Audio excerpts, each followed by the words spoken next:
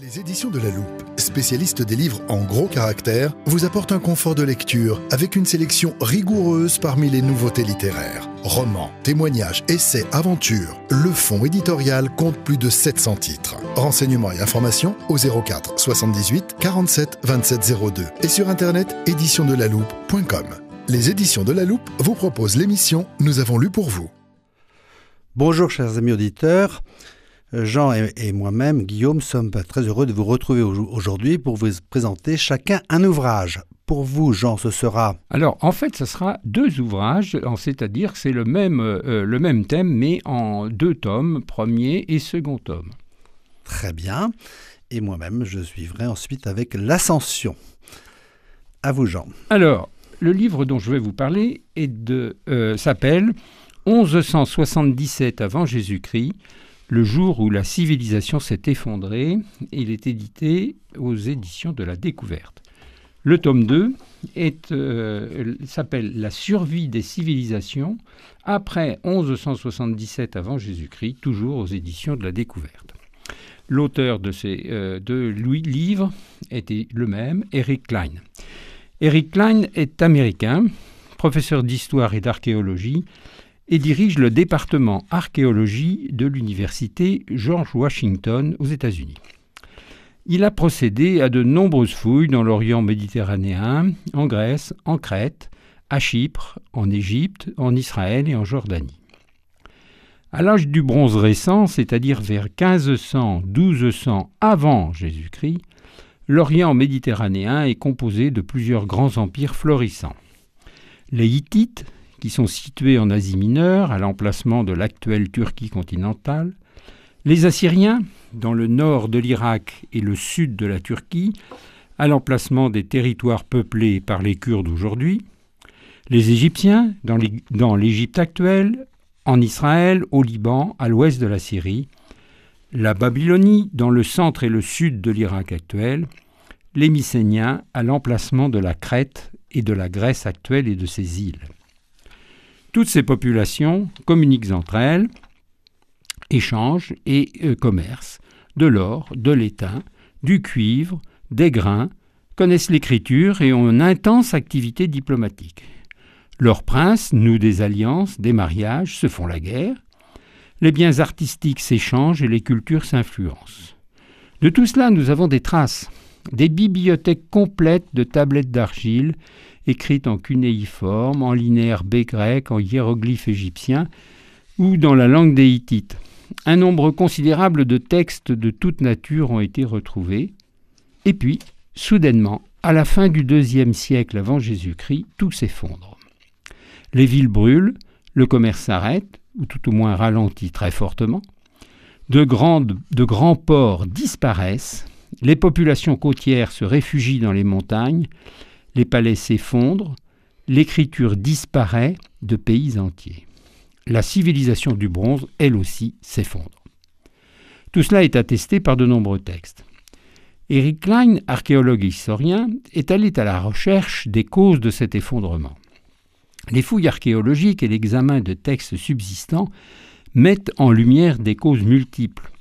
Une sécheresse persistante liée à un réchauffement climatique qui va durer plusieurs siècles et qui entraîne des famines, des tremblements de terre qui détruisent des villes entières, des épidémies, des déplacements considérables de populations à la recherche de leur subsistance.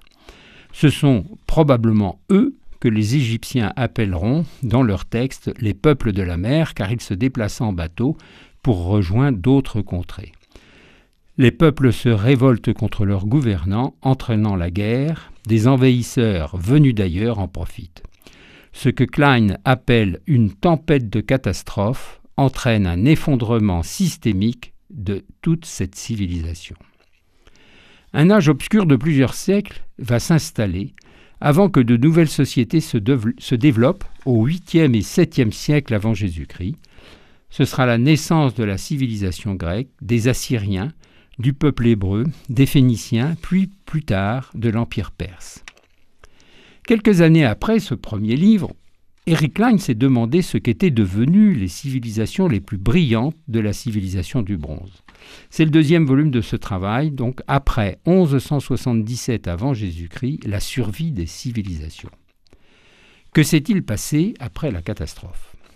Il constate alors que certaines civilisations ont complètement disparu, tandis que d'autres ont survécu en se transformant notablement. La Crète et le monde mycénien disparaissent, purement et simplement. L'écriture connue sous le monde mycénien disparaît également. Et c'est après plusieurs siècles obscurs que l'écriture reviendra dans ces contrées par l'intermédiaire des Phéniciens. Le passage du bronze au fer, la présence de mines de fer très importantes à Chypre, entraîne le développement essentiellement commercial d'une nouvelle société, les Phéniciens. Son influence, notamment par le biais de l'écriture, va être considérable. Se développe au sud de la Phénicie le royaume hébreu, après avoir éliminé les populations littorales cananéennes, les Philistins. L'Égypte a survécu, mais elle ne retrouvera plus son âge d'or. Les Hittites ont purement et simplement disparu.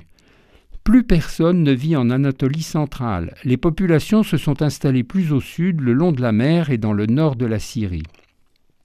Les Assyriens, qui vont bénéficier d'un climat plus humide, vont développer à partir de Ninive, au nord de l'Irak, une société conquérant ses voisins.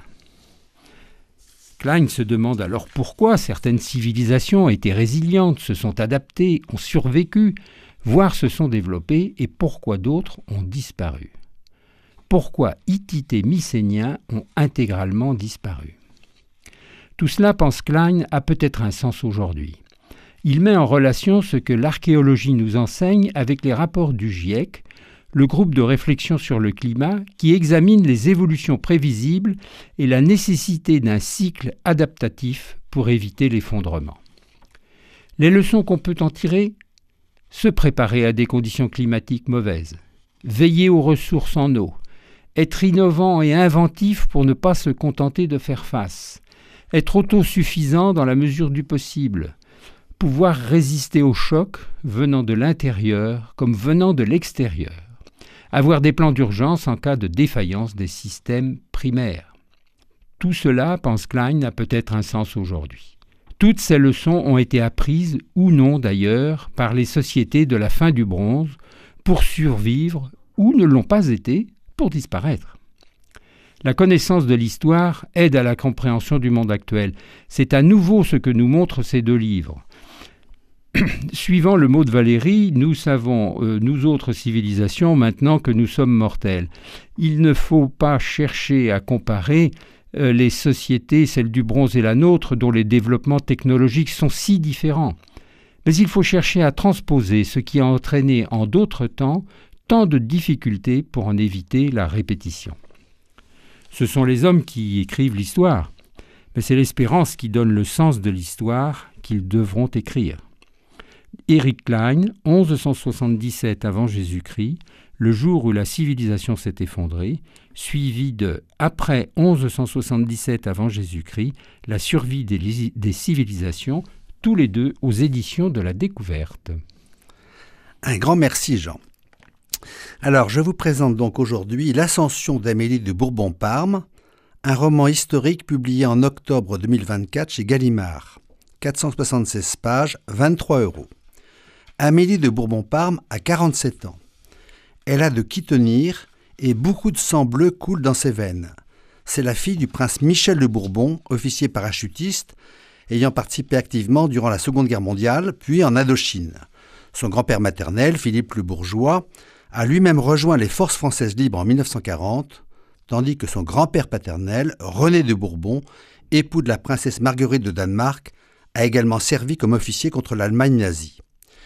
Ce grand-père était l'un des frères de Zita, dernière impératrice d'Autriche et reine de Hongrie, dont la cause de béatification a été introduite en 2009, son mari Charles de Habsbourg ayant lui-même été béatifié en 2004. Enfin, Amélie de Bourbon-Parme est l'arrière-petite-fille du dernier souverain de Parme, un duché fondé par le personnage principal du livre que je vous présente, Alessandro Farnèse, élu pape sous le nom de Paul III en 1534. Amélie de Bourbon-Parme a donc consacré ses talents littéraires à l'histoire. En 2001, elle publie à 24 ans chez Gallimard son premier roman, Le Sacre de Louis XVII, qui retrace les derniers jours de Louis XVI, du fils de Louis XVI et de Marie-Antoinette. Suit encore chez Gallimard Le Secret de l'Empereur, qui relate l'abdication de Charles Quint et sa retraite au monastère de Yuste.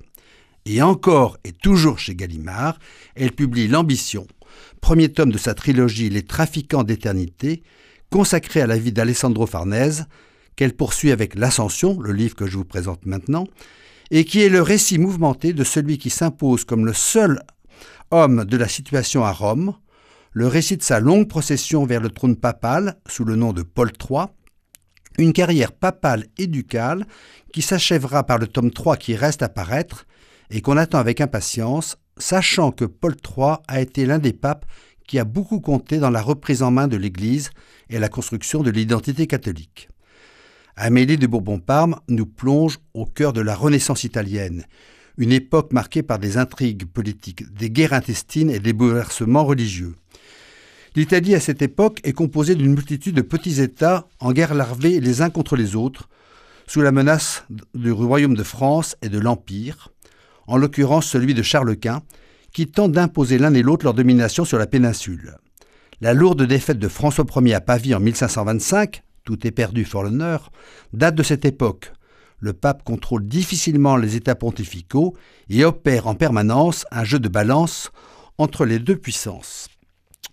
Le récit met aussi en lumière la transformation de Rome sous l'impulsion de papes ambitieux tels que Jules II et Léon X, qui ont fait appel à des artistes de renom comme Michel-Ange et Raphaël pour redessiner la ville éternelle. Nous assistons à la lente construction commanditée par le cardinal Alessandro Farnèse, avec le concours notamment de Michel-Ange, de ce qui s'appelle désormais le Palais Farnèse, un des plus beaux et des plus importants édifices de Rome, considéré comme une des 4 merveilles de Rome. Un joyau d'architecture qui renferme d'extraordinaires œuvres d'art et qui est aujourd'hui le siège de notre ambassade de France en Italie. Mais cette période faste est aussi ternie par la corruption et la vente des indulgences pratiques qui provoqueront la réforme protestante initiée par Martin Luther. Le personnage central Alessandro Farnèse est fascinant et il est dépeint avec profondeur et humanité.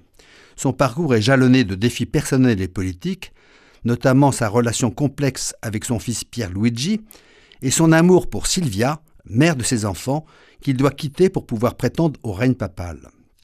La plume de l'auteur est alerte, érudite et captivante. Elle nous fait partager l'intimité des occupants du palais Farnèse, comprendre les soucis d'Alessandro et de Silvia. On croit entendre les jeux des enfants résonner dans les salons. Amélie de Bourbon-Parme a le souffle romanesque, tout en restant très fidèle au récit et à la véracité historique. La richesse du roman réside également dans sa capacité à décrire avec précision les jeux de pouvoir au sein de l'Église et les rivalités entre les grandes familles italiennes telles les Borgia et les Médicis. Les portraits des papes successifs sont nuancés, montrant des hommes partagés entre leurs ambitions personnelles et leurs missions spirituelles. Amélie de Bourbon-Parme parvient à rendre compte de cette époque où la quête de pouvoir côtoie la recherche de la foi. Pour conclure, je reprends la note de présentation de cet ouvrage rédigé par Gallimard avec ce nouveau tome des Trafiquants d'éternité. Amélie de Bourbon-Parme poursuit le portrait éblouissant d'Alessandro Farnèse au cœur d'une renaissance italienne tourmentée par la peur du jugement dernier dont va émerger notre modernité. C'était donc L'Ascension d'Amélie de Bourbon-Parme publiée chez Gallimard.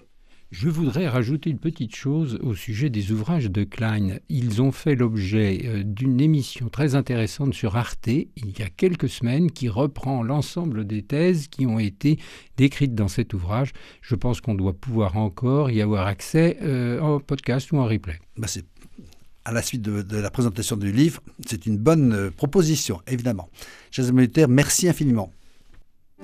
Les éditions de La Loupe vous ont présenté « Nous avons lu pour vous ».